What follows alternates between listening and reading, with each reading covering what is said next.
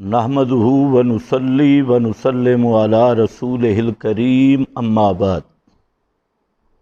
طالب الرحمن صاحب اپنی عبرت ناک اور ذلت آمیز شکست کھانے کے بعد اب بالکل دماغی طور پر معوف ہو چکے ہیں اور اب خود بھی انہیں نہیں پتہ کہ وہ کیا کہنا چاہتے ہیں اور کیا نہیں کہنا چاہتے۔ کبھی کہتے ہیں کہ مچھلی کو ذبح کر کے کھانے کا حکم قرآن نے دیا ہے، اور کبھی کہتے ہیں مچھلی کو ذبح کر کے کھانے کا حکم نہ قرآن میں ہے نہ حدیث میں ہے۔ ذرا طالب صاحب کا دماغی توازن ملاحظہ فرمائیں۔ لہٰذا آپ کو تازہ مچھلی کھانے کے لیے بھی اسے اللہ کے نام پر ذبح کرنے کا حکم قرآن دے رہا ہے۔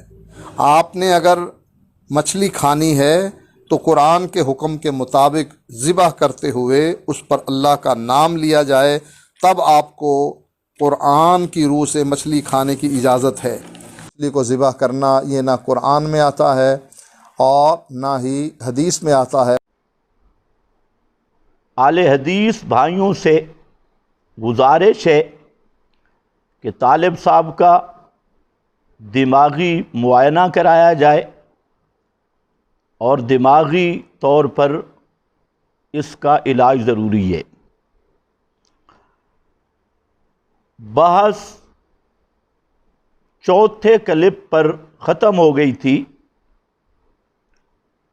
طالب الرحمن صاحب کی واضح شکست سب لوگوں نے دیکھ لی، لیکن طالب صاحب اپنی اس واضح شکست پر پردہ ڈالنے کے لیے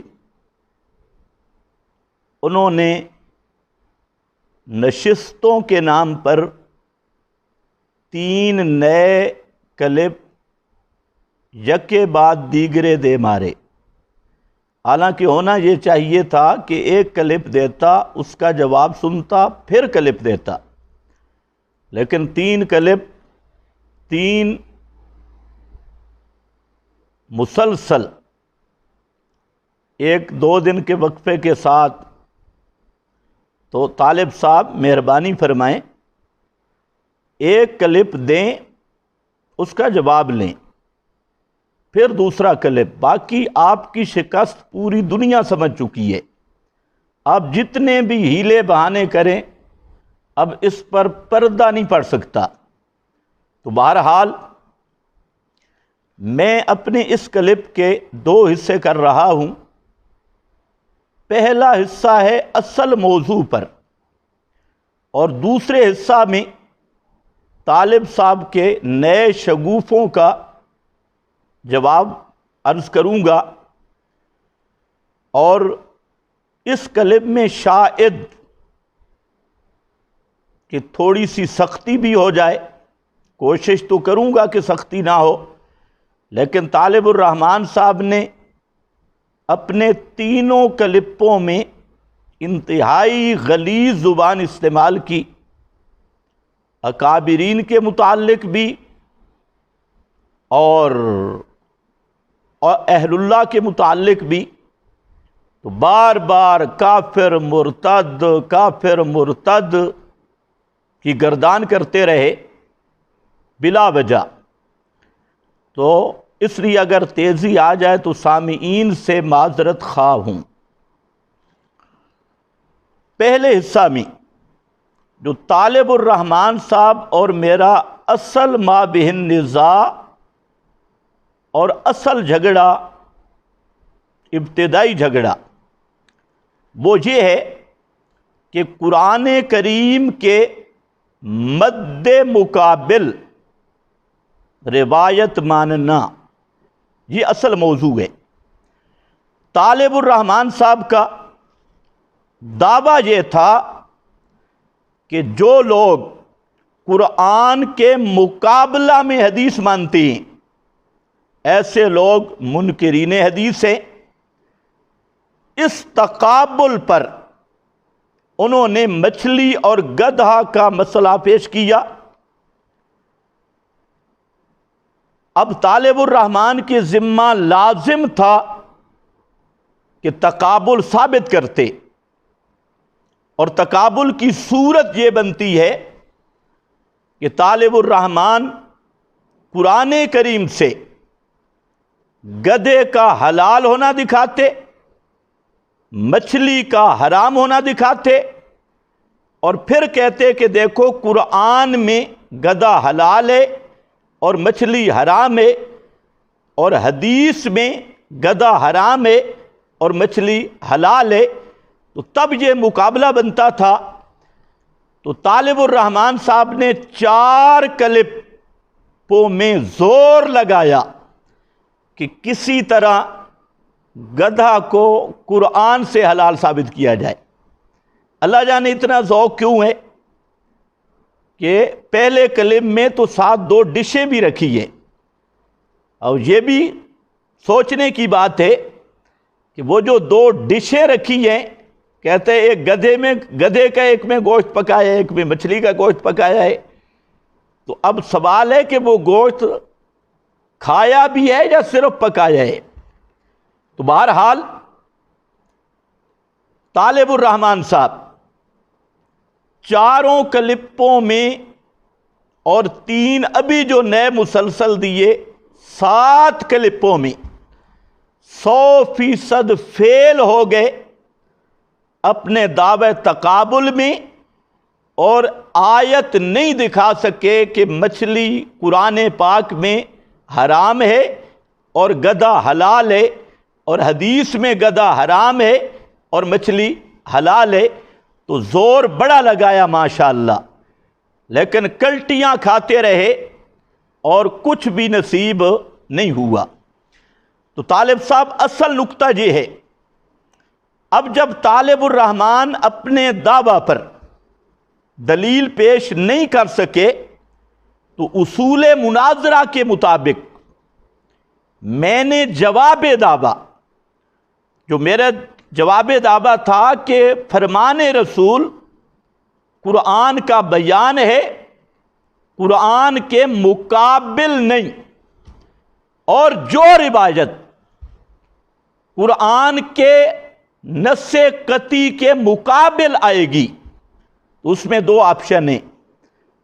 تعویل اگر ہو سکتی ہے، ایسا معنی جو قرآن کے موافق ہو جائے، اور اگر نہیں ہو سکتی تو اس روایت کو راویوں کے ذمہ لگایا جائے گا، نبی مکرم صلی اللہ علیہ وسلم یا صحابہ کی طرف اس کی نسبت نہیں کی جائے گی۔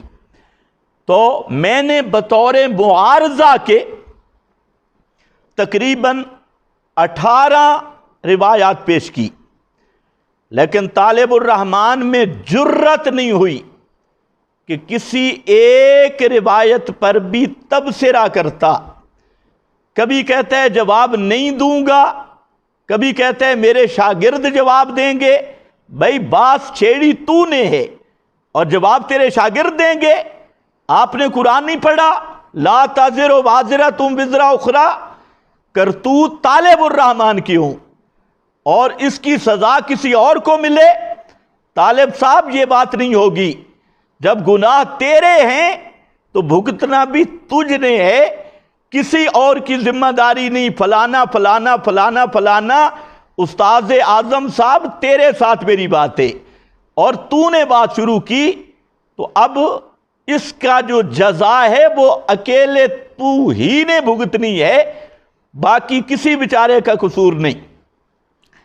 تو مختلف ہیلے بہانے۔ تو بہرحال طالب صاحب آپ کو اس مسئلہ سے میں بھاگنے نہیں دوں گا، یہ بات آپ ذہن نشین رکھ لیں اور اچھی طرح یاد کر لیں۔ میں نے جو روایات پیش کی ان میں سے ایک روایت یہ تھی کہ قرآن کریم میں حضرت ابراہیم علیہ السلام کو صدیق النبیہ کہا گیا، بہت سچے نبی، جبکہ بخاری کی روایت میں آ رہا ہے کہ حضرت ابراہیم نے 3 جھوٹ بولے۔ میں نے سوال یہ کیا تھا کہ اب قرآن کے مقابلہ میں روایت مانے گا یا قرآن مانے گا؟ اور تو تعویل کا حق نہیں رکھتا، تعویل کا حق میں رکھتا ہوں، اس لیے کہ میرے جواب دعویٰ میں یہ مذکور ہے۔ تو بہرحال تو نے مانی ہے روایت قرآن کے مقابل، تو بولو طالب الرحمن، روایت کو مانے گا یا آیت کو مانے گا؟ نمبر 2، میں نے یہ روایت پیش کی تھی کہ سورۃ اللیل میں جو آیت نمبر 3 میں لفظ آ رہا ہے ما خلق الذکر، روایت یہ کہتی ہے کہ ما خلق کا لفظ نہیں، جبکہ موجودہ قرآن میں ما خلق کا لفظ موجود ہے۔ میرا سوال یہ تھا کہ طالب الرحمن صاحب، اب موجودہ قرآن صحیح ہے یا روایت صحیح ہے؟ اور تعویل کرنے کا تجھے حق نہیں ہے، اس لیے کہ تو نے روایت کو قرآن کے مقابلے میں ماننا ہے، اور جو روایت کو قرآن کے مقابلے میں نہ مانے آپ کے نزدیک وہ منکر حدیث ہے۔ تو بہرحال اس اصول کو یاد رکھنا۔ تو میں نے یہ سوال کیا تھا کہ موجودہ قرآن میں جو ما خلق کا لفظ لکھا ہے یہ صحیح ہے یا بخاری میں جو اس کی نفی موجود ہے وہ روایت صحیح ہے؟ طالب الرحمن نے جواب نہیں دیا۔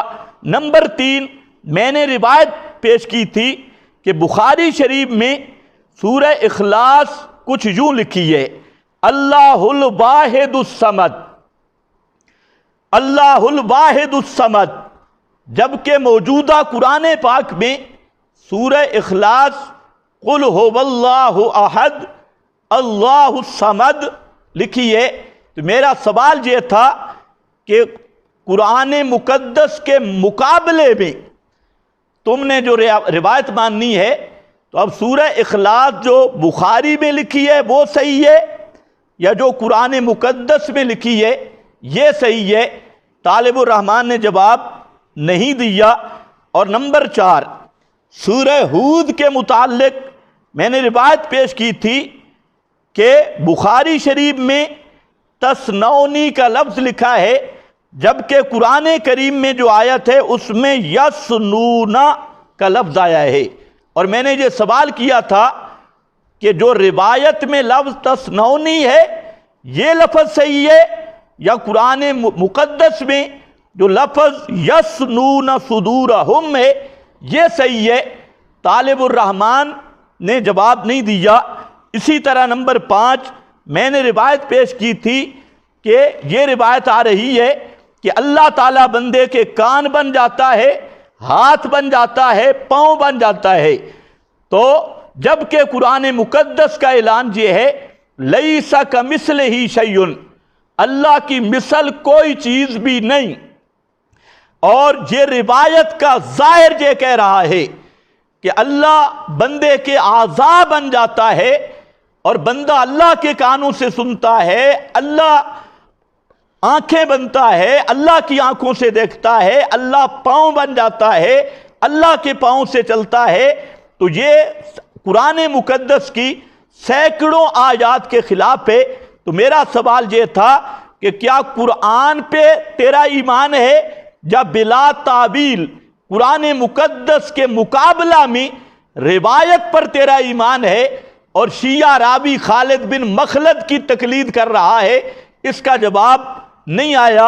اور نمبر 6، میں نے مسلم سے روایت پیش کی تھی کہ حضرت علی رضی اللہ تعالی عنہ اور حضرت ابو بکر صدیق، حضرت عمر فاروق رضی اللہ تعالی عنہم اجمعین، ان 3 شخصیات کو الکاذب، الخائن، الکاذب، الکاذب کا معنی جھوٹا، الخائن کا معنی خیانت کرنے والا، العاصم گناہگار، الغادر فراڈی، یہ فتوے کاذب کا فتویٰ اور غادر کا فتویٰ اور خائن کا فتویٰ اور عاصم کا فتویٰ یہ مسلم کی روایت میں موجود ہے، جبکہ قرآن مقدس کی 20 آیات تمام صحابہ کی عدالت و ثقاہت کو بیان کر رہی ہے۔ میں نے طالب الرحمن سے پوچھا تھا کہ اب قرآن مقدس پہ تیرا ایمان ہوگا یا اس روایت کو قرآن مقدس کے مد مقابل مانے گا اور ان مقدس شخصیات پر کاذب، خائن اور فاسق ہونے کا فتویٰ لگائے گا؟ تو تیری ان حضرات سے جو روایتیں آ رہی ہیں ان روایات کا کیا بنے گا؟ اور جب یہ 3 مقدس شخصیات ان پہ جھوٹا ہونے کا، فاسق ہونے کا اور فراڈی ہونے کا اور خائن ہونے کا فتویٰ یہ تیری روایت لگا رہی ہے، تو اب اس روایت کو قرآن مقدس کے مد مقابل مانے گا یا نہیں؟ طالب الرحمن نے جواب نہیں دیا۔ اور نمبر 7 میں نے یہ روایت پیش کی تھی کہ حضرت معاویہ رضی اللہ تعالیٰ عنہ اور ان کے ساتھ جو صحابہ کا گروہ تھا ان کے متعلق یہ روایت ذکر کی گئی ہے کہ یدعوہم الی الجنہ ویدعونہ الی النار، کہ وہ جہنم کے داعی ہیں اور جہنم کی دعوت دینے والے ہیں۔ میں نے طالب صاحب سے سوال کیا تھا کہ روایت یہ کہتی ہے کہ حضرت معاویہ اور ان کے ساتھ موجود گروہ جن میں حضرت سیدہ عائشہ صدیقہ کائنات بھی تھی اور بھی بڑے بڑے جلیل القدر صحابہ تھے، تو کیا ان صحابہ کو جہنم کا داعی مانتا ہے؟ قرآن مقدس کو دیکھیں، اللہ کا قرآن 500 کے قریب آیات میں صحابہ کی عظمت بیان کر رہا ہے، صحابہ کا جنتی ہونا بیان کر رہا ہے، صحابہ کا داعی اللہ ہونا بیان کر رہا ہے، صحابہ پر اللہ کی رضا کی سندیں قرآن اتار رہا ہے، ان کے ایمان اور ان کے تقوی کی قرآن شہادتیں دے رہا ہے، جبکہ یہ روایت یہ صحابہ کے ایک مستقل گروہ کو جہنم کا داعی بتلا رہی ہے۔ میں نے طالب الرحمن سے پوچھا تھا کہ آپ ہمت کیجئے، قرآن مقدس کے مد مقابل روایت کو ماننا ہے یا تیرا ایمان قرآن پہ ہے؟ تو طالب صاحب نے جواب نہیں دیا اور قیامت تک جواب دے بھی نہیں سکتے۔ اور نمبر 8 میں نے روایت کا حوالہ دیا تھا کہ آپ لوگوں کی روایت میں یہ موجود ہے اور آپ کے بزرگ کہتے ہیں علی شرط شیخین، اور بڑے بڑے بزرگ کہتے ہیں علی شرط شیخین، شیخین کی طرز پہ ہے، اور اس کا کچھ حصہ 2 ٹکڑے بخاری میں بھی موجود ہیں کہ نبی کریم صلی اللہ علیہ وسلم نے جب سورہ النجم پڑھی تو القی الشیطان فی امنیت ہی، تو وہاں پر یہاں تک لکھا ہے کہ شیطان آپ کی زبان پہ بولا تلک الغرانیق العلا ان شفاعتہن لترتجا، تو شیطان نے وحی کے اندر ملاوٹ کی اور آپ کی زبان پہ شیطان بول گیا۔ طالب صاحب سے میں نے پوچھا تھا خدا کا قرآن شہادت دے رہا ہے کہ پیغمبر شیطانی تسلط سے معصوم ہیں، جبکہ روایت یہ کہہ رہی ہے کہ وحی کے اندر شیطان نے اپنی بات ڈال دی اور پیغمبر کی زبان پہ شیطان بولا۔ طالب صاحب بتلاؤ، قرآن کی طرف آؤ گے یا اس قرآن مقدس کے مد مقابل روایت کی طرف جانا ہے؟ مقابلے میں اور اس کا فیصلہ کرنا تھا، لیکن طالب صاحب نے جواب نہیں دیا۔ میں نے روایت پیش کی تھی نمبر 9 میں نے روایت پیش کی تھی کہ روایت یہ کہتی ہے کنت نبیّ و آدم بین الماء والتین، اس روایت کا مطلب یہ ہے کہ نبی کریم صلی اللہ علیہ وسلم سب نبیوں سے پہلے نبی ہیں، جبکہ قرآن کہتا ہے خاتم النبیین، اب سب نبیوں کے آخری نبی ہیں۔ تو اب میں نے پوچھا تھا طالب صاحب کہاں جاؤ گے؟ قرآن پہ ایمان ہے یا قرآن کے مد مقابل روایت کو مانے گا، روایت کو لے گا؟ طالب صاحب نے اس کا جواب نہیں دیا۔ اور نمبر 10 میں نے قرآن مقدس کی آیت پیش کی تھی تلک الرسل فضلنا بعضهم علی بعض، کہ قرآن مقدس انبیاء کے مابین تفاضل درجات کو بیان کرتا ہے، جبکہ روایت میں صاف آ گیا کہ تفاضل انبیاء کو بیان کرنا یہ صحیح نہیں ہے، اور روایت میں ہے لا تفضلوا بین انبیاء اللہ، انبیاء کے درمیان تفاضل مت بیان کرو۔ تو میں نے سوال کیا تھا طالب صاحب قرآن پہ تیرا ایمان ہے یا قرآن مقدس کے مد مقابل روایت کو لے گا اور قرآن کو چھوڑے گا؟ اس کا جواب طالب صاحب نے نہیں دیا۔ اور نمبر 11 میں نے یہ عرض کیا تھا کہ قرآن مقدس قرآن و سنت کی روشنی میں مسئلہ یہ ہے کہ امام الانبیاء حضرت محمد مصطفیٰ صلی اللہ علیہ وسلم افضل الخلق ہیں، تمام انبیاء سے افضل ہیں، اور یہ مسئلہ قرآن و سنت کی نصوص سے ثابت ہے، جبکہ 3 روایتیں یہ اس کے مد مقابل، ایک لا تخیرونی علی موسیٰ، یہ روایت کہتی ہے مجھے موسیٰ پر فضیلت نہ دو، اور دوسرا کہتے ہیں حضرت یونس سے افضل کوئی نہیں، اور تیسرا فرمایا لا ینبغی لعبد ان یقول انا خیر من یونس، کہ کسی کو یہ کہنا مناسب نہیں کہ میں یونس پیغمبر سے بہتر ہوں۔ تو روایت یہ کہتی ہے، لیکن اس کے مد مقابل اب طالب الرحمن سے میرا سوال تھا کہ قرآن کو ماننا ہے یا اس روایت کو ماننا ہے، لیکن طالب نے جواب ابھی تک نہیں دیا۔ میں نے نمبر 12 میں نے مسلم سے روایت پیش کی تھی کہ متع نبی پاک کے زمانے میں بھی تھا، ابو بکر صدیق کے زمانے میں بھی تھا، فاروق اعظم کے زمانے میں بھی تھا۔ حضرت فاروق اعظم نے متع پر پابندی لگائی، جبکہ قرآن مقدس کی سورہ المومنون میں متع کی حرمت ثابت ہے۔ تو میں نے پوچھا تھا قرآن کے مد مقابل روایت مانے گا یا اللہ کی کتاب کو مانے گا؟ طالب صاحب تعبیل ویسے نہیں کر سکتے، کیونکہ تعبیل کریں تو ان کا دعویٰ باطل ہے، تعبیل کا مجھے حق ہے، طالب کو حق نہیں ہے۔ لیکن طالب الرحمن صاحب ابھی تک جواب نہیں دیا کہ میرا ایمان کیا ہے، کس کی طرف جاؤں گا۔ اور نمبر 13 میں نے یہ روایت پیش کی تھی کہ قرآن کریم مومنین کی شان بیان کرتا ہے کہ جب مومن کو اللہ رسول کا فیصلے کی بات ہو تو مومن آدمی کہتے ہیں اطعنا بس سمعنا و اطعنا، ہم نے سن لیا اور مان لیا، جبکہ روایت کہتی ہے کہ حضرت فاطمہ سیدہ بطول جنت خاتون جنت وہ حضرت ابو بکر صدیق کے پاس جب گئی، حضرت صدیق اکبر نے پیغمبر کا فرمان سنایا تو نبی کا فرمان سن کر حضرت فاطمہ ناراض ہو گئی، غضبت فاطمہ۔ تو میں نے سوال یہ کیا تھا کہ کیا قرآن مقدس پہ تمہارا ایمان ہے یا راوی کے اس ادراج پر تمہارا ایمان ہے؟ طالب صاحب نے جواب نہیں دیا۔ اسی طرح اور بھی میں نے متعدد روایات پیش کی تھی۔ اب طالب الرحمن صاحب نے ایک نیا شگوفہ چھوڑا ہے، کہتا ہے کہ اگر روایت قرآن کے مد مقابل آئی تو قرآن کو روایت کے تابع کریں گے اور قرآن کا معنی وہ کریں گے، ٹکراؤ اور تعارض کی صورت میں کہ جو روایت کے مطابق ہو جائے۔ تو طالب الرحمن صاحب 2 باتوں کا جواب دو۔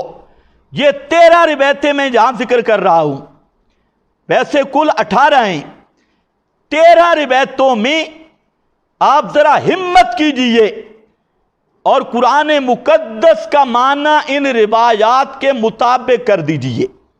اگلے کلپ میں اگر آپ میں جرأت ہو تو اپنا یہ وعدہ پورا کریں، لیکن قیامت آ جائے گی، کبھی تجھ میں یہ جرأت نہیں ہوگی، یہ چیلنج قیامت کی صبح تک تیرے سر پہ قرض رہے گا۔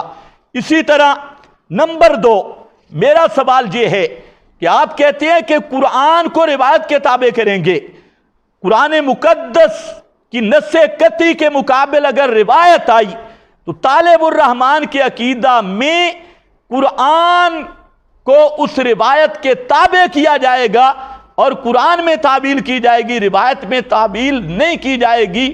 تو میرا سوال یہ ہے کہ یہ آپ کے زبیر علی زئی اور محمد اسماعیل سلفی فتاوی علماء حدیث فتاوی ثنائیہ، فتاوی نظیریہ، یہ آپ کے جتنے علماء نے قرآن مقدس کے مد مقابل روایات میں تعبیل کی ہے، یہ کافر ہیں یا نہیں؟ آپ کے فتوے کے مطابق یہ سب پرویزی، سب مرتدین اور سب زنادقہ ہیں، اور اگر انہوں نے ٹھیک کیا ہے تو پھر آپ اپنے کے عقیدے کے مطابق خود کافر اور زندیق ہیں۔ یہ قانون آپ کا ہے، یہ طرز آپ کی ہے، یہ اخلاق آپ کے ہیں اور آپ کے ذمہ ہیں۔ اب آپ نے جواب دینا ہے کہ فتاوی علماء حدیث والے کافر ہیں، محمد اسماعیل سلفی وہ کافر ہے، یا زبیر علی زئی یہ مرتد ہے، یا طالب الرحمن تو کافر ہے۔ اس کا فیصلہ تو نے کرنا ہے، اور ہر صورت میں جواب درکار ہے۔ اسی کے ساتھ میں نے طالب الرحمن صاحب سے دوسری گزارش، صحیح حدیث کی تعریف اور حدیث کی اقسام اور ان پر دلیل کا مطالبہ کیا، اور میں نے کہا جب تک طالب الرحمن صحیح حدیث کی تعریف، حدیث کی اقسام بیان نہیں کرتا، اس وقت تک حدیث کا نام لینے کی اجازت نہیں، نام لینے کا حقدار نہیں۔ طالب الرحمن میں جرت نہیں ہوئی کہ اس نے حدیث کی، صحیح حدیث کی تعریف کی ہو یا اقسام حدیث پہ کوئی دلیل لائی ہو۔ یہ قرض بھی قیامت تک رہے گا۔ اور نمبر 3، طالب صاحب نے رسول اللہ صلی اللہ علیہ وسلم پر جھوٹ بولتے ہوئے خود ایک حدیث گھڑ لی، لا ایمان لمن لا عہد لہ، لا ایمان لمن لا عہد لہ، خود حدیث گھڑی اور ابھی تک توبہ نہیں کی۔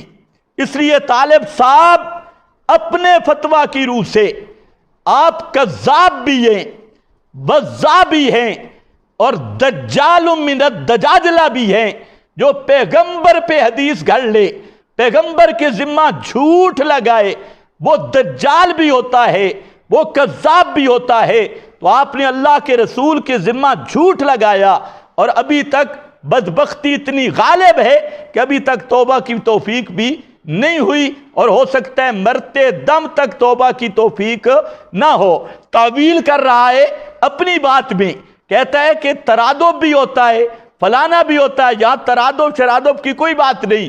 آپ نے حدیث خود گھڑی ہے، اور جو کذاب وضاع، آپ کی تو کسی بات کا اعتبار نہیں ہے۔ اور نمبر 4، طالب صاحب نے قرآن مقدس پر بہت سارے جھوٹ بولے، جس کا ذکر میں تیسرے کلم میں کر چکا ہوں۔ تو طالب صاحب قرآن مقدس پہ جھوٹ بولنے والا سب سے بڑا ظالم ہے اور سب سے بڑا مفتری ہے۔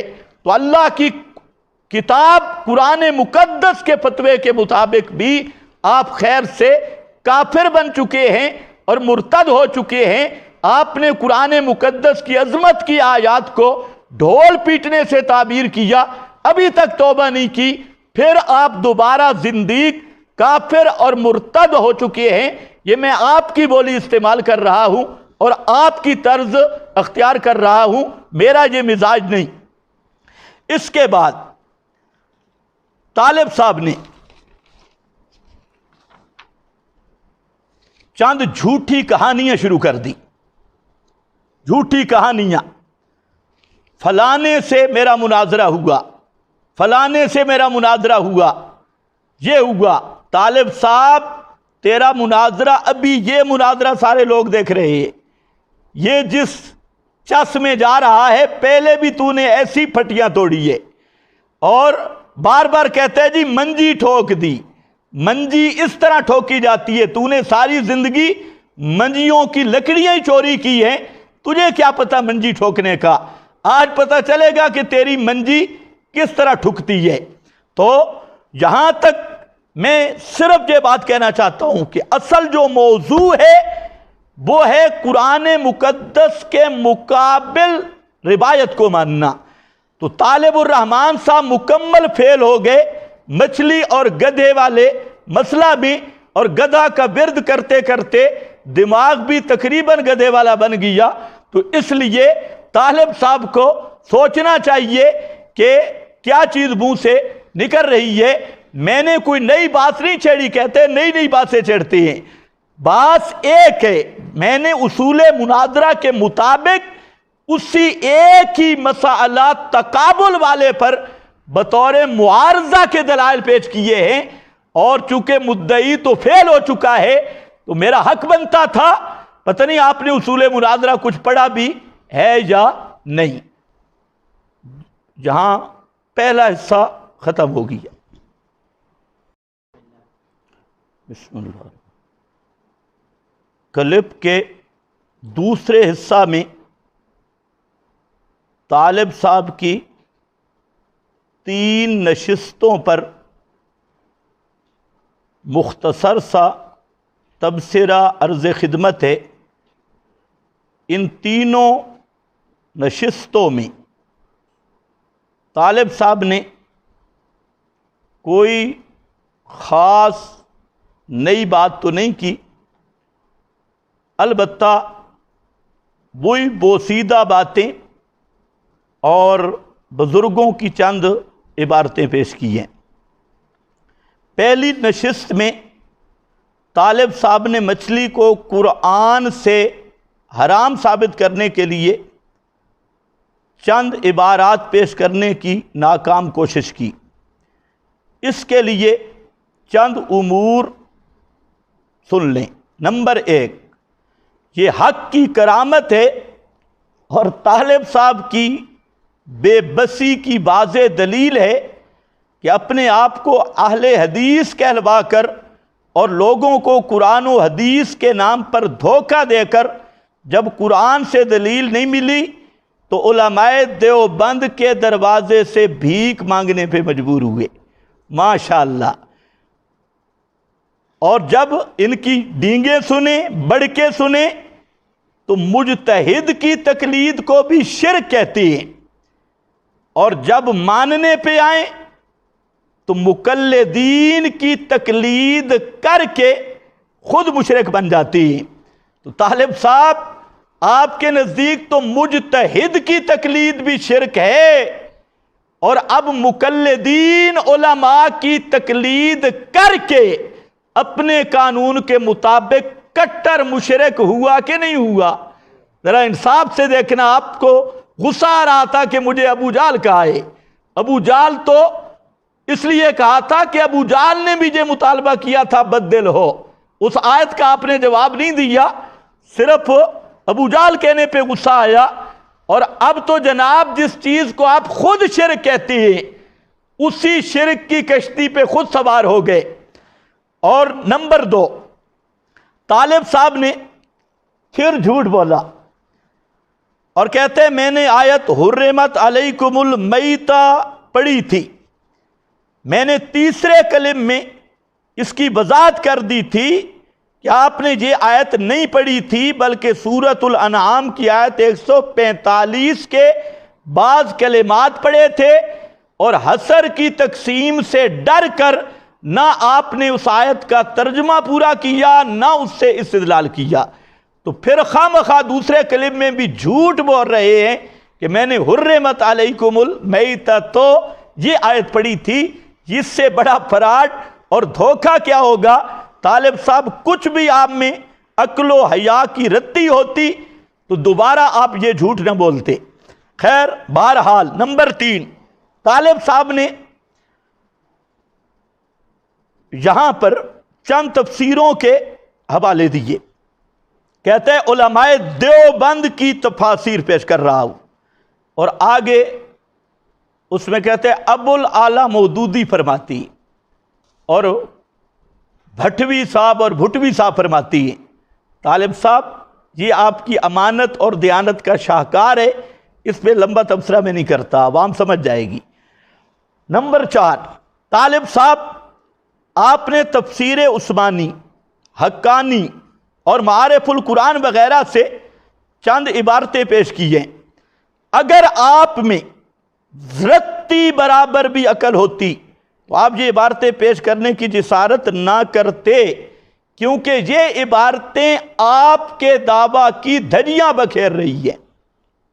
آپ اپنا دعویٰ سوچیں اور جو آپ نے خود عبارتیں پڑھی وہ دوبارہ ذرا اپنے کلب میں سن لیں۔ آپ کا دعویٰ یہ ہے کہ قرآن نے مچھلی کو حرام قرار دیا، آپ ثابت یہ کرنا چاہتی ہیں، اور عبارتیں کیا پڑھتی ہیں؟ عبارات میں ہے کہ حرمت علیکم المیتہ سے مچھلی مستثنا ہے، مستثنا ہے، یعنی مستثنا کا کیا معنی؟ اب طالب الرحمان صاحب، اس سے بڑی بدترین جہالت کیا ہوگی کہ آپ کو تقابل اور مستثنا کا فرق بھی معلوم نہیں۔ اس لیے آپ ذرا سمجھ، آپ نے جتنی عبارتیں پیش کی ہیں ان بزرگوں کی، یہ بزرگ یہ کہہ رہے ہیں کہ حرمت علیکم المیتہ اس آیت سے مچھلی مستثنا ہے۔ کیا مطلب؟ کہ مچھلی پر حرمت والا، حرام ہونے والا حکم نہیں لگتا۔ اور آپ کس پہ پیش کر رہے ہیں کہ مچھلی قرآن کی روح سے حرام ہے، اور بزرگ کیا کہہ رہے ہیں کہ اس حرمت والے حکم سے مچھلی مستثنا ہے۔ خدا تجھے عقل دے، اتنی بڑی جہالت اور اتنی بڑی بد عقلی پتہ نہیں دنیا میں کہیں موجود ہوگی جو طالب الرحمان صاحب کو نصیب ہوئی۔ تو آپ کی یہ سب عبارتوں کا جواب خود آپ نے دے دیا اور اپنے دعویٰ کی دھجیاں بکھیر دی۔ 4 کلپ جو زور لگاتے رہے، قرآن نے مچھلی کو حرام کہا، قرآن نے مچھلی کو حرام کہا، اور اب جو آپ نے اپنی تائید میں عبارتیں پیش کی، بار بار ان سب عبارتوں میں لفظ مستثنا کا موجود ہے۔ اور مستثنا کا کسی سے معنی پوچھ لینا کہ مچھلی اس سے مستثنا، اس کا مطلب یہ ہے کہ حرمت والا حکم مچھلی پر نہیں لگتا۔ تو جب حرمت والا حکم مچھلی پہ نہیں لگا تو تیرے دعوے کا تو پر خچے اڑ گئے، لیکن تجھے سمجھ اللہ ہی دے تو دے سکتا ہے، باقی ظاہری دنیا میں کوئی اسباب نہیں ہے تیرے عقل ٹھکانے پہ آئے۔ اب آپ بتائیں، آپ نے جو 5 عبارتیں پیش کی ہیں، اور عبارتیں یہ کہتی ہیں کہ مچھلی حرمت کے حکم سے مستثنا ہے، وہ حرام نہیں قرآن میں، اور تو نے قرآن پہ جھوٹ بولا ہے۔ ان 5 عبارتیں پڑھ کر کہ مچھلی کو قرآن نے حرام کہا ہے، تو اب طالب الرحمان صاحب ذرا اپنی طرف پہ بتائیے کہ آپ نے 5 دفعہ قرآن پہ جھوٹ بول کر آپ کافر، مرتد اور زندیق بنے یا نہ بنے؟ اب کافر زندیق بنانے چلے تھے بزرگوں کو، اور یہ بھی حق کی کرامت ہے کہ وہ فتویٰ تجھ پہ الٹا، اور اس کو کہتے ہیں قلب الدلیل، اگر کوئی اصطلاح سے واقف ہو۔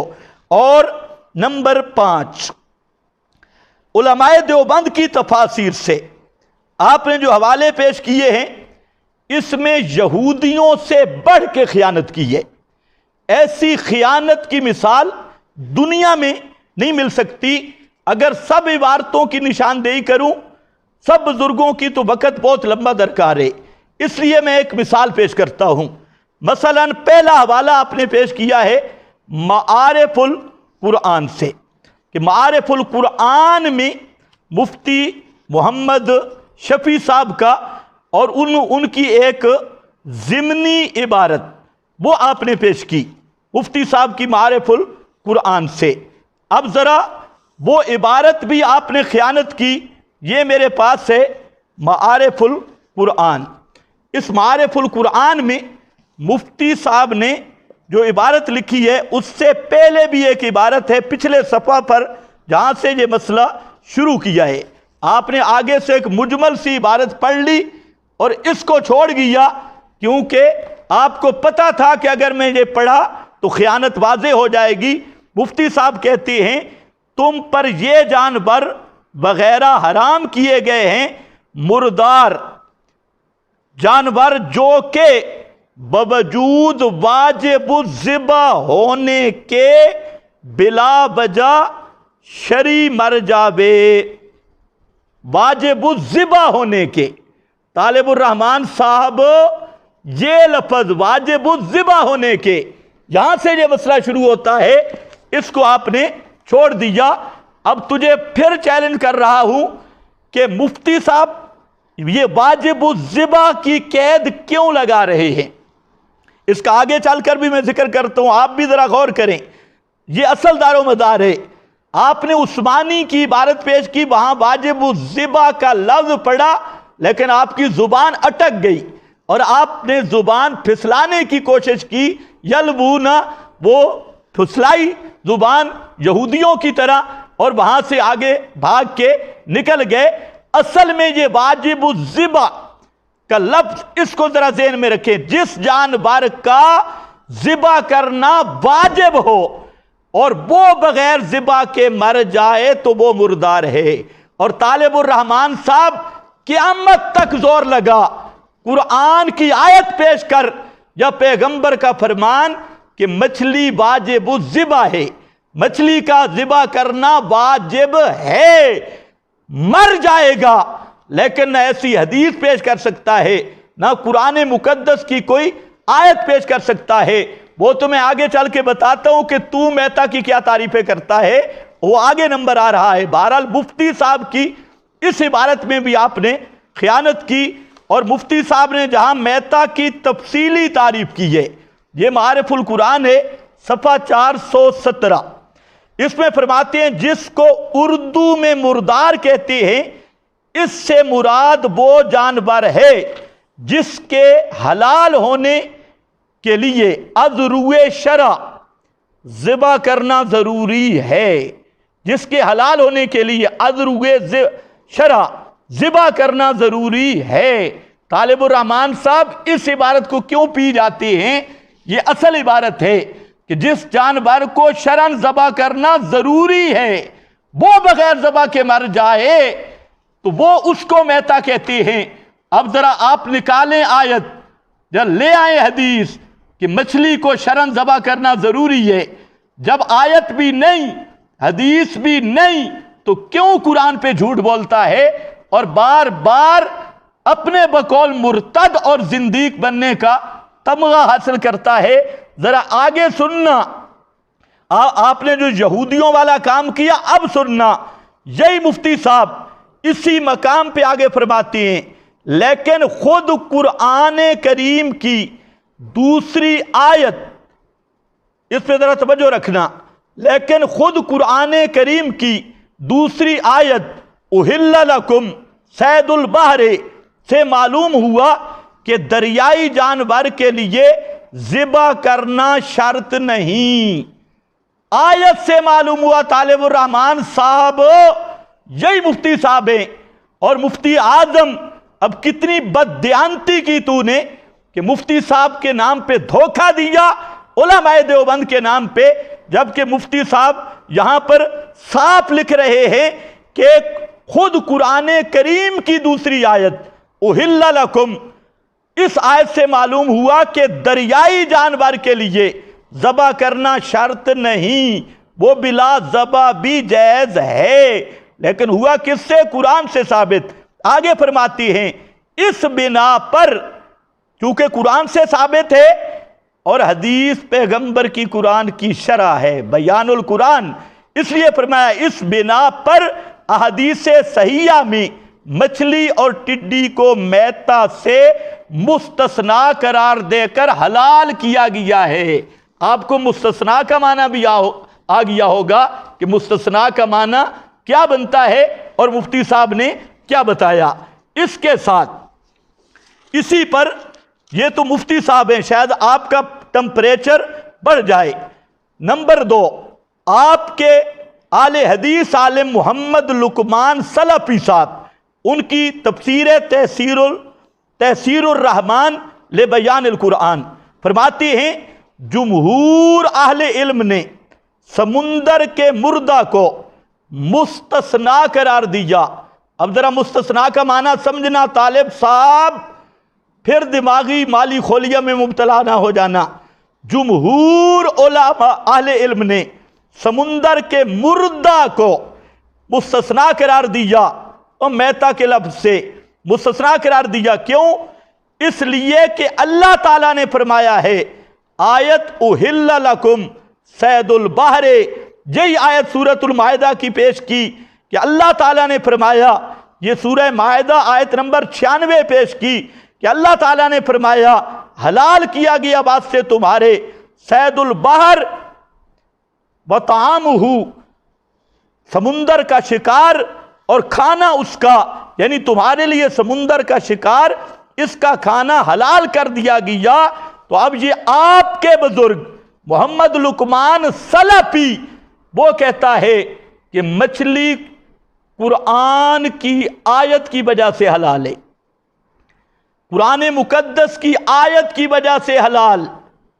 अब जरा बताएं, आपके तर्ज गुफ्तगू में आपके लुकमान दो हाल से खाली नहीं, या तो लुकमान सल्फी ने कुरान मुकद्दस का माना सही बयान किया, अगर ये सही है तो तालिबुर रहमान मुर्तद है, और अगर तालिबुर रहमान कुरान पे झूठ बोल रहा है और सल्फी कुरान पे झूठ बोल रहा है, तो फिर ये तेरा ये सल्फी बुजुर्ग गिया ए मंजी इंज ठुकी दिया, तू सारियां दामड़ियां चोरी करके और मंजी की लकड़ी चोरी करके तूने गुजारा किया है।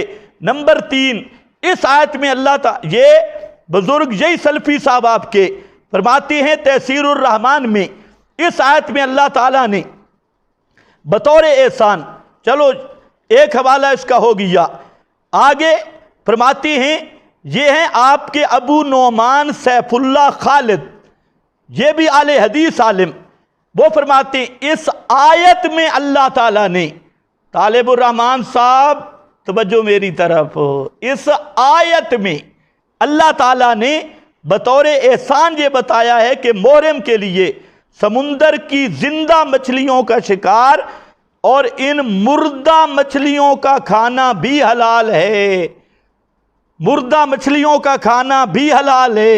यह आपका आले हदीस आलिम कह रहा है कि ये आयत कह रही है कि समुंदर की मुर्दा मछली खाना हलाल है। अब जरा लगाइए फतवा और कह, जिस तरह तूने वहां गंदी जुबान इस्तेमाल की, अब कहो कि ये खालिद सैफुल्लाह खालिद ये मुर्तद है, ये जिंदीक है, ये काफिर है, या ये काफिर है, या तालिबुर रहमान अपने फतवे की रूह से खुद तालिबुर रहमान मुर्तद काफिर और मुशरिक बन गए। नंबर 4, आपके मौलवी हैं और आपके बुजुर्ग हैं अब्दुल सलाम भुटवी, जिसका आप तज़किरा कर रहे थे, वो इस आयत सूरह माइदा की 96 नंबर आयत में फरमाते हैं तोआम से मुराद पानी का वो जानवर है जो वही मर जाए और समुंदर या दरिया इसे बाहर फेंक दे या मर कर पानी के ऊपर आ जाए। नबी सल्लल्लाहु अलैहि वसल्लम से भी ये तफसीर आई है। आयत का माना कर रहा है कि समुंदर का जानवर, तू तो मछली को रो रहा है और तेरे ये बुजुर्ग तो समुंदर के सांपों को खाने के लिए तैयार हैं, समुंदर की मेंढकों को खाने के लिए तैयार हैं, समुंदर की हर चीज को ये कहते हैं हलाल है और कहते हैं कुरान की रूह से हलाल है। तो तालिब साहब बताइए, आप मुर्तद हैं या ये मुर्तद हैं? आप काफिर हैं या ये काफिर हैं? आप जिंदीक हैं या ये जिंदीक हैं? ये तेरा तर्ज गुफ्तगू है और इंशाअल्लाह इस तरह रहा तो तेरा एक आले हदीस भी मुसलमान तेरे फतवों से नहीं रहेगा। बाकी मेरा खिताब आपसे है, आपसे, क्योंकि ये गुनाह आपका है तो इसकी सजा भी आपको है। इसी तरह आपके एक और बुजुर्ग हैं अब्दुल रहमान कीलानी, ये भी आले हदीस आलिम हैं, फरमाते हैं कि हालत एहराम में शिकार की हुर्मत और इसका कफ़ारा बयान करने के बाद, अब जरा तालिबुर रहमान साहब तवज्जो, जरा खड़कार सुने कि मंजी किन ठुकी दिए और तुझे मैं समझाऊं। कहती हैं इस आयत में अल्लाह ताला ने, इस आयत में अल्लाह ताला ने बतौर एहसान ये बताया कि मोहर्रम के लिए समुंदर की जिंदा मछलियों का शिकार और इन मुर्दा मछलियों का खाना भी हलाल है।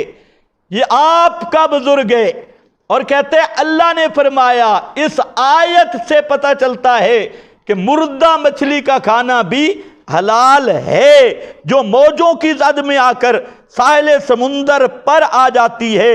آگے ذرا خیال کرنا، کہتے ہیں جمہور علماء نے اسی آیت سے سمندر کی مردہ مچھلیوں کا کھانا حلال قرار دیا ہے۔ اب ذرا خیال کرو، جمہور علماء نے اس آیت سے سمندر کی مردہ مچھلیوں کا کھانا حلال قرار دیا۔ اس کے علاوہ جابر رضی اللہ تعالیٰ عنہ کی اس حدیث سے بھی استدلال کیا، جسے مالک بخاری دیکھو، کہتے اصل مسئلہ تو آیت سے ثابت ہے۔ آگے طالب صاحب وہی عنبر والی حدیث بطور تفسیر کے آپ کا یہ بزرگ لایا، اور میں تجھے پہلے کلپ سے سمجھا رہا ہوں کہ پیغمبر کا فرمان وہ قرآن کا بیان ہے، قرآن کی تشریح و تفسیر ہے، لیکن آپ کی کھوپڑی میں یہ بات نہیں آ رہی۔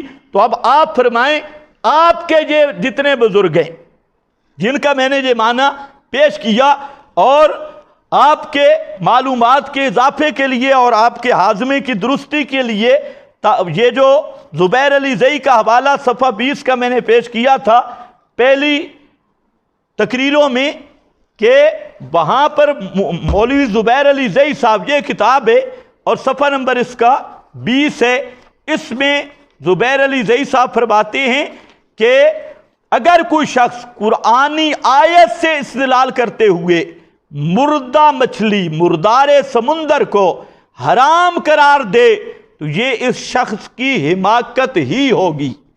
اب بتائیں، حماقت ہی ہوگی، تو اب فیصلہ کیجئے، آپ کے یہ اہل حدیث بزرگ یہ کافر ہیں یا آپ کافر ہیں؟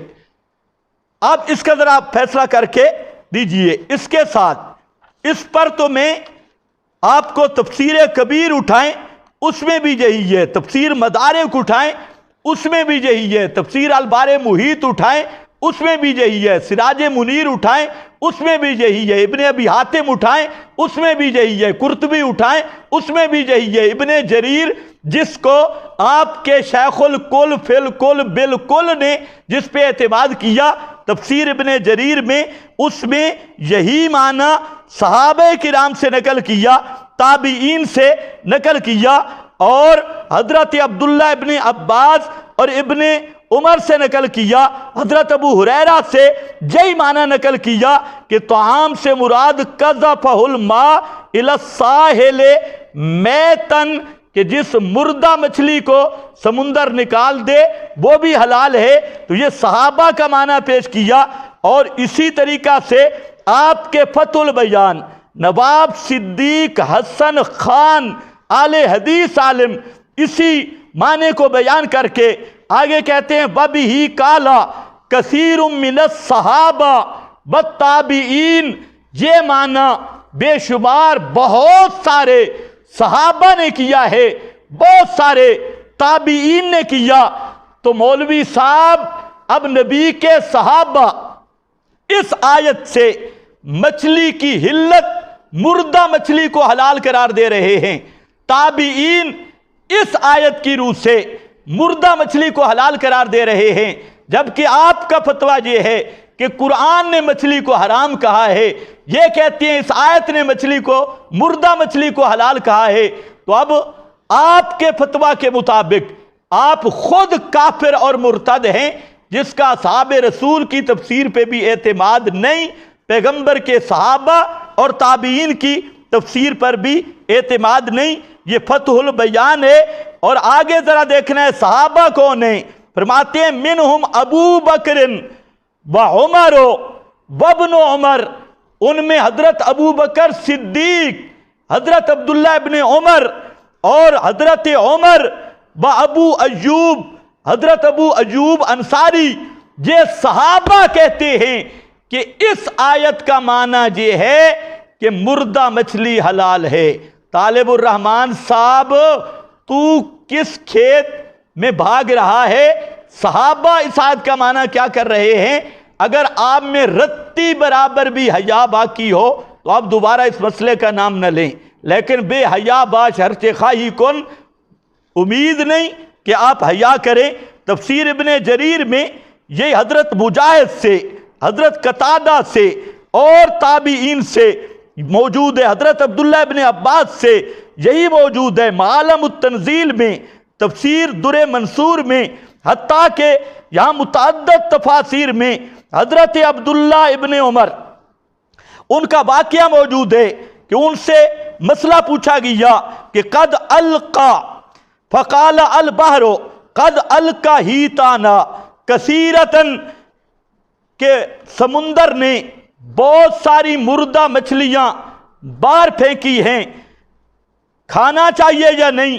حضرت ابن عمر نے ابتداءً منع کیا، فنہاؤ ان اکلہا ثم قالا، پھر حضرت عبداللہ ابن عمر نے فرمایا قرآن مقدس لاؤ، جب قرآن لایا گیا فقرا ہذہ الآیہ، حضرت عبداللہ ابن عمر نے یہ آیت پڑھی احل لکم صید البحر، اور یہ پڑھ کے حضرت عبداللہ ابن عمر نے فرمایا کہ فرمایا فَمُرْهُ بِأَكْلِهِ، اس آیت نے مردہ مچھلی کو حلال قرار دیا، حکم کر اس کے کھانے کا۔ اور یہ متعدد تفاسیر ابن جریر نے بھی اس کو ذکر کیا ہے، اسی طرح حضرت مجاہد تابعی کی تفسیر مجاہد میں موجود ہے، احکام القرآن ابن عربی میں موجود ہے، السراج المنیر میں موجود ہے، اور علامہ ابن کثیر جس کا آپ بڑا تذکرہ کر رہے تھے ان کی بھی ذرا سن لیجئے، فرماتے ہیں طعامہ وقد استدل جمہور العلماء علی حل میتۃ البحر بہذہ الآیہ، جمہور علماء نے سمندر کے مردار کو اس آیت کی روح سے حلال قرار دیا ہے۔ یہ وہی ابن کثیر ہے جن کے نام پہ آپ دھوکہ دے رہے تھے، اب وہ آیت کو پیش کر رہے ہیں۔ تو اس لیے طالب صاحب اصل مسئلہ قرآن سے ثابت ہے، اور اس مسئلہ کا بیان اور اس کی تفسیر پیغمبر کے فرمان سے ثابت ہے۔ ہم قرآن کو بھی مانتے ہیں، پیغمبر کے فرمان کو بھی مانتے ہیں۔ تو کبھی قرآن پہ جھوٹ بولتا ہے، کبھی پیغمبر نبی آخر الزمان پہ جھوٹ بولتا ہے، اور تجھے ذرا بھی احساس نہیں ہے۔ طالب صاحب نے چوتھے کلم میں میتہ کی تعریف بیان کی تھی کہ میتہ اسے کہتے ہیں جو بغیر شرعی تقاضا پورا کرتے ہوئے مر جائے، یعنی اسے ذبح نہ کیا جائے۔ اس پر میں نے مطالبہ کیا تھا کہ اپنی بیان کردہ آیت لائیں یا حدیث لائیں، قرآن و حدیث سے آپ نے جو میتہ کی تعریف کی دلیل لائیں، لیکن طالب صاحب دلیل پیش نہیں کر سکے۔ اور میں نے یہ کہا تھا کہ طالب صاحب آپ کی یہ تعریف جامع معنی نہیں۔ اگر کوئی ہندو سکھ کسی جانور کو ذبح کرے، وہ جانور حلال ہوگا یا مردار ہوگا؟ اسی طرح غیر اللہ کے تقرب کا بکرا، بیل، اگر کوئی بسم اللہ پڑھ کے ذبح کرے وہ حلال ہوگا یا مردار ہوگا؟ لیکن طالب الرحمن صاحب نے جواب نہیں دیا، اور اس پر میں نے سورہ فرقان، سورہ زخرف اور سورہ قاف کی آیات پیش کی تھی کہ زمین کو مردہ کہا گیا، بلدتم میتہ۔ تو طالب الرحمن کے اصطلاح میں جو انہوں نے تعریف کی ہے، تو کیا معنی کریں گے کہ زمین بغیر ذبح کے مر گئی ہے؟ یہ میں نے سوال کیا۔ اب طالب الرحمن صاحب سے میتہ کی تعریف تو نہیں بنی، البتہ دوسری نشست پوری کی پوری انہوں نے میتہ کی تعریف پر بزرگوں کی عبارتیں بگاڑنے میں گزاری۔ اور طالب صاحب نے جتنی عبارتیں پیش کی، انوار البیان سے، حقانی سے، معارف القرآن سے، اور اس تفسیر عثمانی سے، اور صوفی صاحب سے جتنی عبارتیں بھی پیش کی ہیں، اس میں طالب الرحمن صاحب نے ایک تو بہت بڑی جہالت کا ارتکاب کیا، اور یہ ابو جہل سے بھی بڑھ کے جہالت اور حماقت ہے کہ طالب الرحمن صاحب جو عبارتیں پیش کر رہے ہیں مفسرین کی وہ لغوی معنی پہ عبارتیں پیش کر رہے ہیں۔ مفسرین نے جہاں لغوی معنی بیان کیا تو طالب الرحمن صاحب اس کو تعریف سمجھ کے پیش کر رہے ہیں۔ طالب صاحب ماشاءاللہ زندہ باد، علم آپ جیسا ہونا چاہیے۔ خدا کے بندے، آپ کو لغوی معنی اور تعریف کا فرق بھی پتہ نہیں، اتنی بڑی جہالت، اور نام مناظروں کا لیتا ہے اور بڑے بڑے شیوخ کا نام لیتا ہے، اور آپ کے علم میں ابھی تک نہیں آیا کہ لغوی معنی اور تعریف میں بھی کوئی فرق ہے کہ نہیں، شرعی معنی اور لغوی معنی میں بھی کوئی فرق ہے کہ نہیں، یہ نہیں پتہ۔ آپ نے جتنی عبارتیں پیش کی ہیں سب عبارتیں وہ لغوی معنی کا بیان ہے، اور آپ نے لغوی معنی کو تعریف پر فٹ کر دیا اور اس کو تعریف سمجھ لیا۔ اللہ تعالیٰ آپ کو عقل بھی عطا کرے اور کم از کم یہ فرق سمجھنے کی اہلیت بھی عطا کرے۔ اب آپ کو میں مثال کے ساتھ سمجھاتا ہوں کہ لغوی معنی اور تعریف میں فرق ہوتا ہے، شرعی ہر اصطلاحی معنی لغوی میں فرق ہوتا ہے۔ مثال کے طور پر صلاۃ کا لغوی معنی تحریک الصلبین ہے، آپ سمجھ گئے ہوں گے چوتڑوں کو حرکت دینا، لغت میں یہ معنی ہے۔ اب طالب الرحمن اپنی تحریک صلبین کرے یا طالب الرحمن کی کوئی دوسرا تحریک الصلبین کرے، اور طالب الرحمن کہے کہ میں نے نماز ادا کر دی ہے اور ہماری با جماعت نماز ہو گئی ہے، تو سب کہیں گے طالب صاحب شرم کرو، وہ لغوی معنی ہے۔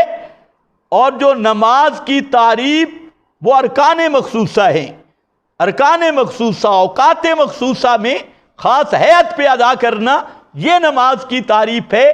صرف تحریک صلبین اس سے نماز نہیں ہوتی، ورنہ تو طالب الرحمن صاحب جب رات کو گھر جاتی ہیں تو با جماعت گھر میں ان کی دونوں کی تحریک صلبین ہو جاتی ہے، تو طالب الرحمن صاحب ڈٹ جائے نہیں جی نہیں، لغت میں لکھا ہے یا یہ کافر ہے یا وہ کافر ہے، تو اب طالب الرحمن صاحب یہ مرزا قادیانی والی عادتیں چھوڑ دیں، پرویزیوں والی عادتیں چھوڑ دیں۔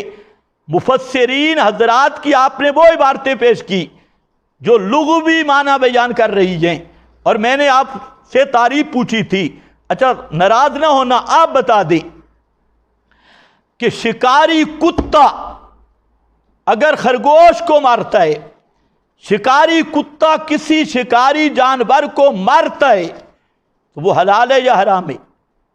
اب آپ کا کیا نظریہ، کیا عقیدہ ہے کہ شکاری کتا اس جانور کو ذبح کرتا ہے بسم اللہ کہہ کر، اور شرعی ذبح ہوتی ہے، حالانکہ وہ کتا اس کو ذبح نہیں کرتا اور قرآن کی روح سے وہ جانور حلال ہے، تو آپ کی پھر تعریف کہاں جائے گی؟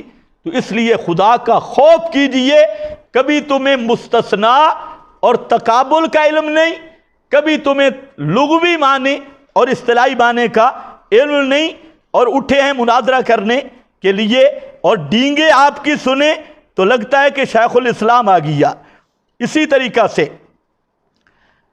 ان عبارات پیش کرنے میں بھی آپ نے پھر خیانت کی ہے۔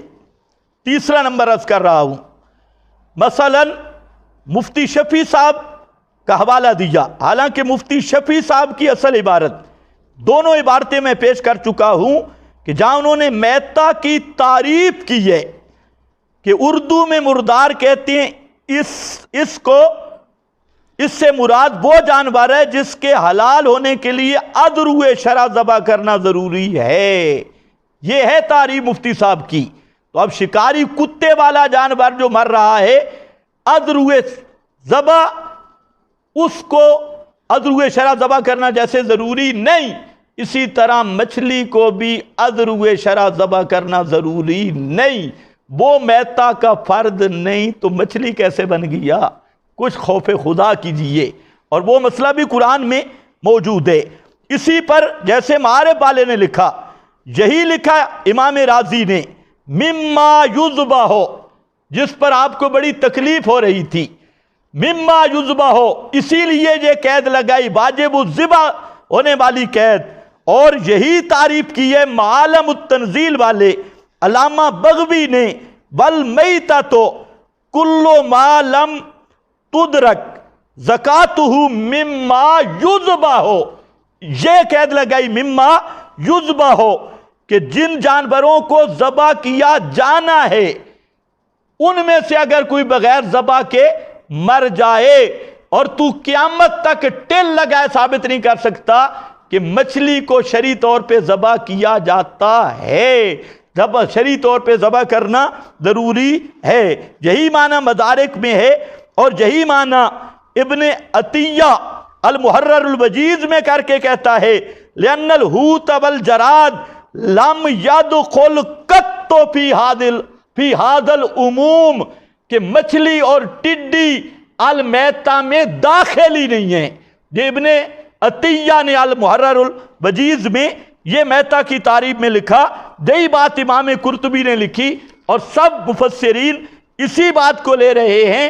تو آپ نے ان بزرگوں کی وہ عبارتیں پیش کی، مردار لغوی کا معنی تھا، لغوی مردار کا، اور جو تعریف تھی وہ آپ ہضم کر گئے اور ساری گڑبڑ کر دی۔ اس کے ساتھ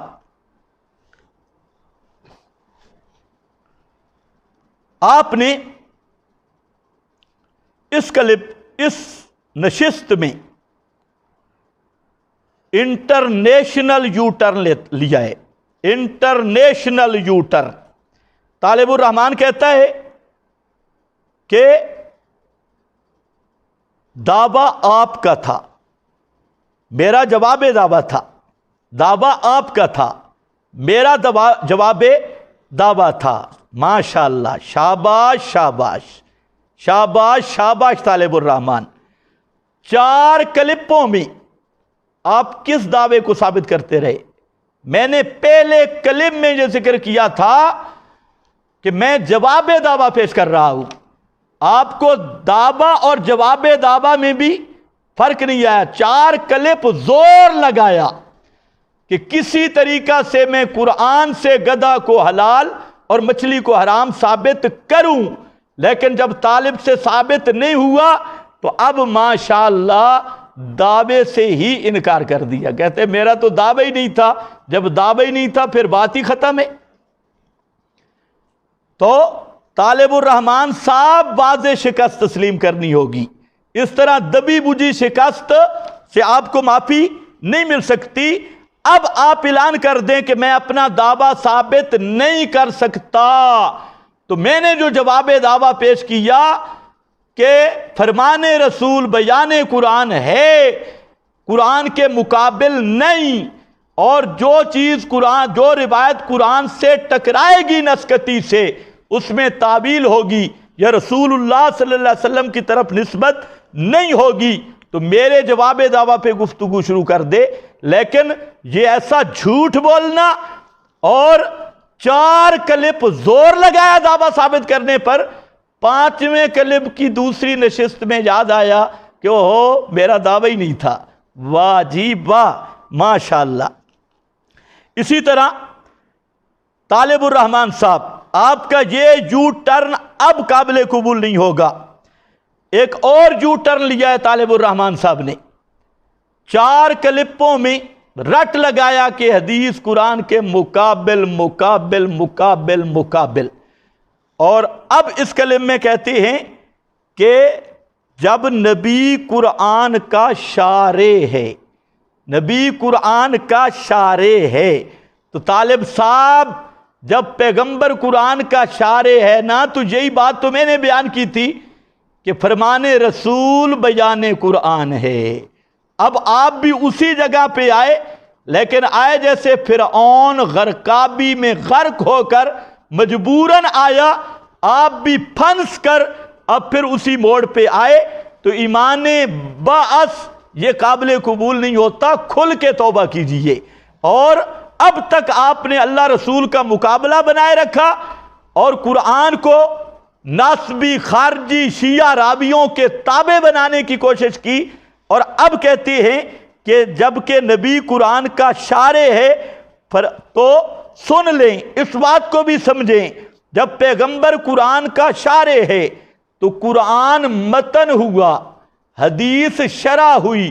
یہی بات میں نے جمعہ میں کی تھی، جس کا ایک ٹکڑا یہودیوں کی طرح آپ نے کاٹ کے لگایا ہوا ہے، اور ذرا ہمت کر اور وہ پورا 5-6 منٹ کا کلپ لگانا، وہ جمعے والی تقریر والا جو ہر آپ کے کلپ میں ایک ٹکڑا لگا ہے، اس میں نے یہی بیان کیا تھا کہ قرآن متن ہے، حدیث اس کی شرح ہے، ہر صحیح حدیث کا ماخذ قرآن مقدس ہے، سید الاستغفار وہ ماخوذ ہے دعائے یونس سے۔ یہی باتیں میں نے کی تھی، اور اسی سیاق میں میں نے کہا تھا قرآن سے بھی ثابت، حدیث سے بھی ثابت، اور اللہ کے فضل سے قرآن میں خبائث کی حرمت، طیبات کی حلت اور مچھلی پر دونوں ایتیں قرآن سے بھی ثابت کر دی۔ یہ ماخذ ہے، اور جن احادیث میں مچھلی کو حلال کہا گیا اور گدھے کو حرام کہا گیا وہ اسی آیت سے ماخوذ ہیں۔ یہی میں نے کہا تھا اور وہ پورا ہو گیا۔ آپ نے یہودیوں کی طرح ایک چھوٹا سا ٹکڑا لیا اور اپنے ہر کلم میں اسی کو چلا رہے ہیں۔ عوام نے وہ اللہ کے فضل سے سارا خطبہ سنا، جس نے نہیں سنا میں اس سے گزارش کروں گا وہ سن لے، اور آپ بھی اب سن لے۔ یہ مثال تو تب دیتا کہ قرآن کہتا گدھا حرام ہے اور حدیث کہتی حلال ہے، یا قرآن کہتا حلال ہے اور حدیث کہتی حرام، تب مقابل بنتا تھا نا۔ یا مچھلی کے بارے میں قرآن کہتا حلال، حدیث کہتی حرام، تقابل تب بنتا تھا۔ اس لیے یاد رکھو، پیغمبر کا فرمان وہ قرآن سے ماخوذ ہوگا۔ اب یہ ہے نا، آپ کے سامنے یہ بخاری سے پیش کیا، اب یہ حدیث آئی کہاں سے؟ قرآن پاک سے۔ قرآن کیونکہ پیغمبر شارح ہے، قرآن متن ہے۔ لِتُبَيَّنَ لِلنَّاسِ، حدیث نام کس چیز کا ہے؟ حدیث نام ہے قرآن کی تفسیر کا۔ تو تفسیر متن سے ٹکرائے، کچھ عقل بھی خدا دے تو اس کو استعمال کرنا چاہیے۔ پیغمبر کا فرمان کبھی خدا کے کلام سے نہیں ٹکرا سکتا، اور جو چیز قرآن سے ٹکرائے اسے پیغمبر کی طرف نسبت کرنے والا اتمام حجت کے بعد پھر اسے پیغمبر کی حدیث سمجھنے والا اصل کافر اور بے دین وہ شخص ہے۔ دوبارہ سن لیں تاکہ آپ کا یہ دماغی خمار ختم ہو جائے۔ اس کے بعد طالب الرحمن کی پوری پونجی یہی تھی، 2 یو ٹرن، ایک دعوت سے انکار کیا، اور 4 کلپوں میں جس چیز کا انکار کرتا رہا اب آ گیا کہ نبی قرآن کا شارح ہے۔ تو جب نبی قرآن کا شارح ہے نا طالب صاحب، پھر شرح متن کے مقابلے میں نہیں ہوتی، تو پھر ماننا پڑے گا فرمان رسول بیان قرآن ہے، قرآن کے مد مقابل نہیں۔ اور جو روایت کہیں قرآن سے ٹکرائے گی، روایت میں تعویل ہوگی یا روایت کو رد کر دیا جائے گا، رسول اللہ صلی اللہ علیہ وسلم کی طرف نسبت نہیں کی جائے گی، ورنہ آپ شارح قرآن کیسے ہوں گے؟ آپ کا منصب نبوت بیان قرآن کیسے ہوگا؟ خدا کے بندے، یہ تو پہلے کلم میں نے آپ کو بتا دیا، ابھی 5ویں کلم میں اقرار کیا، اور وہ بھی مجبور ہو کر۔ اگر آپ بھی اسی مسئلے پہ آ جائیں کہ پیغمبر قرآن کا شارح ہے، پیغمبر کا فرمان بیان قرآن ہے، جو روایت قرآن کی نسکتی سے ٹکرائے گی روایت میں تعویل کریں گے، یا تعویل نہیں ہو سکتی تو رسول کی طرف اس کی نسبت نہیں کریں گے، جھگڑے ہی ختم، بات ہی ختم۔ لیکن اس کا ذرا اعلان کر، دبے لفظوں میں نہیں، کھل کے اعلان کر۔ تیسری نشست میں طالب صاحب نے بڑا عنوان دیا کہ فرماتی ہیں چیلنج قبول ہے، 2 چیلنج قبول ہیں، ماشاءاللہ۔ اور چیلنج اپنی طرف سے ایک بنا کے گھڑ لیا۔ طالب الرحمان صاحب سن لیجئے، اگر چیلنج قبول کرنے کی جرت ہے، جو میں نے چیلنج کیا تھا اس کو قبول کرے۔ میں نے چیلنج یہ کیا تھا کہ قرآن مقدس کی ایک آیت جس میں گدھا کو حلال اور مچھلی کو حرام کہا گیا، وہ آیت لائیں۔ یہ تھا میرا چیلنج۔ اب اس چیلنج کو قبول کرنا ہے تو جی بسم اللہ طے کر لیتے ہیں، اور یہ بات ذرا ذہن نشین رکھیں، ادھر ادھر کی باتیں آپ کرنے کی ضرورت نہیں، اپنی طرف سے کوئی چیلنج گھڑ کے بنانے کی ضرورت نہیں۔ یہ ہے میرا چیلنج، اور اس چیلنج پر آپ جب چاہیں مقدمات مقرر کریں، مقدمات طے کریں۔ کلپوں میں تو مناظرہ ہو چکا ہے اور آپ کی واضح شکست ہو چکی ہے۔ اگر آمنے سامنے اپنا ارمان پورا کرنا چاہتا ہے وہ بھی آپ کو موقع دیتا ہوں، لیکن تلبیس نہ کرو، دجل نہ کرو۔ اور دوسرا میرا چیلنج جو چل رہا تھا وہ یہ تھا کہ پہلے 3 کلپوں میں 20 باتوں کا جواب تجھ پہ قرض ہے، اور ان 18 روایتوں کا جواب، جن میں سے 13 میں نے پیش کی ہیں، 18 روایتوں کا جواب دینا تجھ پہ قرض ہے۔ یہ چیلنج قبول کرنا ہے، میں حاضر ہوں۔ جگہ غیر جانبدار ہوگی، وقت اور ساری مقدمات طے کر لیتے ہیں، بالواسطہ یا بلا واسطہ، جس طرح آپ کا حکم ہو۔ تو آمنے سامنے بھی یہ جھلکیاں لوگوں کو ذرا دکھا دے، تیرا پتہ چل جائے۔ لیکن آپ نے جو اپنی طرف سے وہ یہ شرط ہے جی وہ شرط ہے، اور کہتے ہیں خلف الامام پر بھی چیلنج قبول ہے، خلف الامام، لیکن اس کے لیے 3 شرطیں ہیں، 3 شرطیں۔ طالب صاحب خلف الامام کے بارے میں 3 باتیں سن لے۔ خلف الامام کا مسئلہ ہے مسلمانوں کا، فاتحہ خلف الامام کا۔ آپ جب تک واضح طور پہ توبہ نہیں کرتے اور قرآن مقدس کی دشمنی نہیں چھوڑتے تو آپ ہیں اپنے فتووں کے مطابق بھی کافر، قرآنی وعیدات کے مطابق بھی مرتد۔ تو پہلے توبہ کر، اور پھر فاتحہ خلف الامام پر جو میرا چیلنج تھا وہ یہ تھا کہ قرآن، بخاری، مسلم، ان 3 کتابوں میں سے مقتدی کا لفظ ہو کہ مقتدی فاتحہ نہ پڑھے، مقتدی کی نماز باطل ہے، جو تمہارا عقیدہ ہے، تمہارا نظریہ ہے، اس کی دلیل لانا تیرا کام ہے اور اس کا استقبال کرنا میرا کام ہے۔ لیکن یہ ہوگا اس وقت جب آپ توبہ کر کے مسلمان ہوں گے۔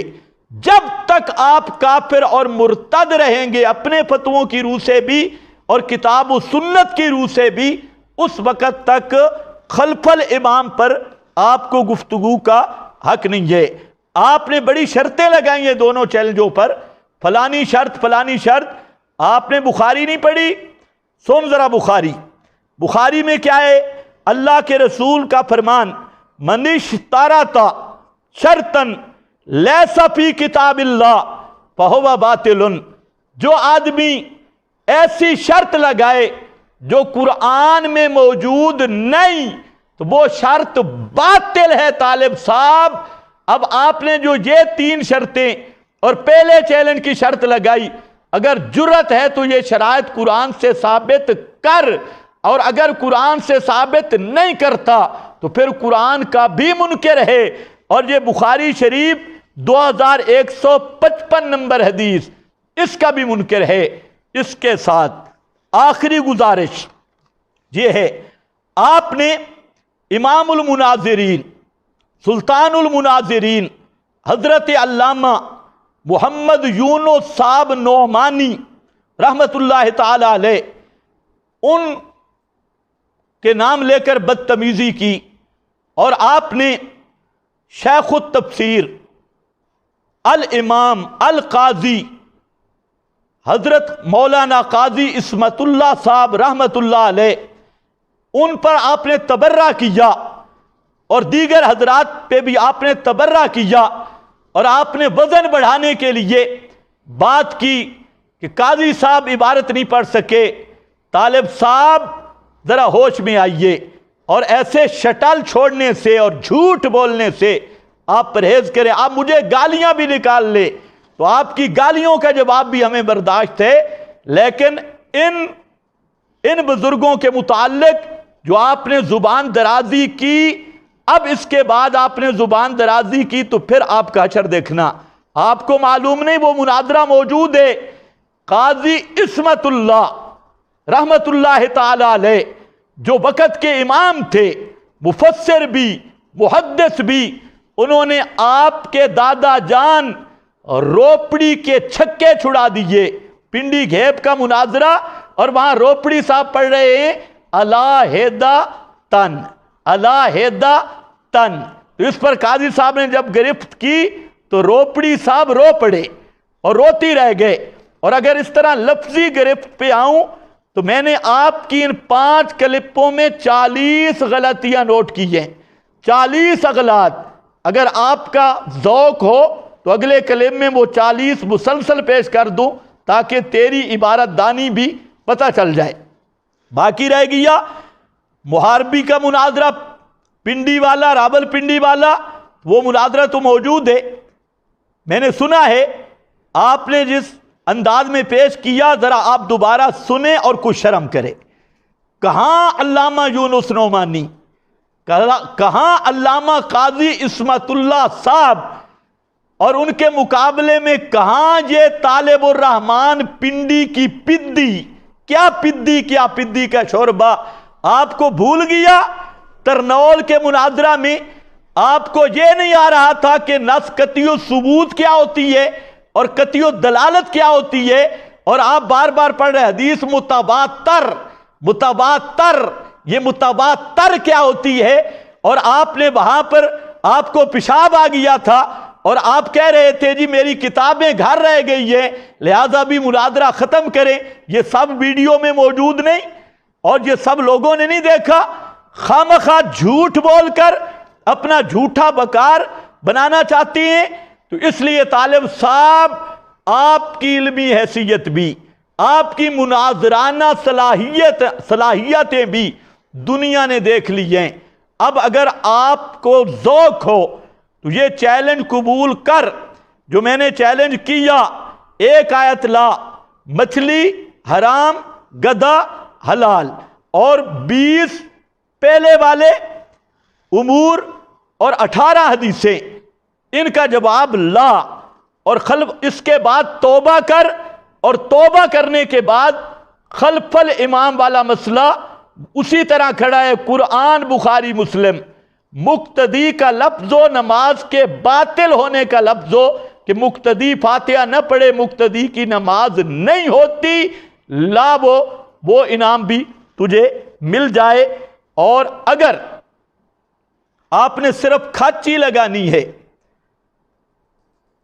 تو آپ کی مرضی۔ ویسے کلپوں والا مناظرہ ہو چکا ہے، آپ کے سب مطالبات پورے ہو چکے ہیں، لوگوں کے سامنے آ چکے ہیں۔ خواہ ہیرا پھیری سے کچھ نہیں ہوگا۔ اگر مناظرہ آمنے سامنے کرنا ہے تو پھر 2 آدمیوں کے نام آپ دے دیں، ان کے فون نمبر دے دیں، ہمارے 2 آدمی ان سے رابطہ کر لیں گے، اور مقدمات بالواسطہ یا بلا واسطہ طے کر کے جگہ وقت باہمی مشاورت سے طے کر لیں گے، اور یہ سامنے والا تماشا بھی دیکھ لیتے ہیں، اور صرف ڈینگے ہی مارنی ہے اور شہرت ہی حاصل کرنی ہے تو ہم نے آپ پر اتمام حجت کر دیا، اور اللہ کے فضل سے لوگوں پہ اب یہ مسئلہ کھل چکا ہے۔ آپ کی مرضی، آپ مانیں یا نہ مانیں، توبہ کریں یا نہ کریں. بآخر دعوانا ان الحمدللہ.